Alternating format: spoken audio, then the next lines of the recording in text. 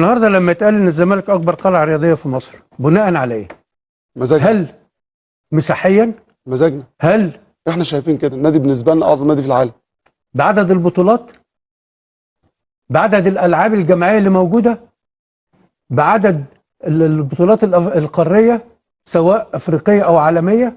لا، ده في فرق كبير قوي ما بين الاثنين. لا مفيش فرق طبعا. يعني النهارده نادي الزمالك بيمتلك فرع واحد بس، النادي الاهلي بيمتلك 3 وفي سبيله انه يعمل الرابع. خلاص. بطولات الدوري بالنسبه للنادي الاهلي قد ايه؟ الاهلي عنده 4 جزيره، مدينه نصر، شيخ زايد، التجمع. ايوه صوره 4 معلش. خلاص. كويس. ربنا بالنسبه للبطولات بتاعت الدوري لا، في فرق كبير قوي. ايه علاقه طب ما كنت رؤى يعني. ما هو النهارده لما تقول ان نادي الزمالك اكبر قلعه رياضيه، يعني ايه علاقه الفروق؟ لا تقول لي اكبر قلعه رياضيه بناء على ايه؟ احنا عايزين كده. خلاص انت حر بقى، انت بتكذب كذبه وبتصدقها.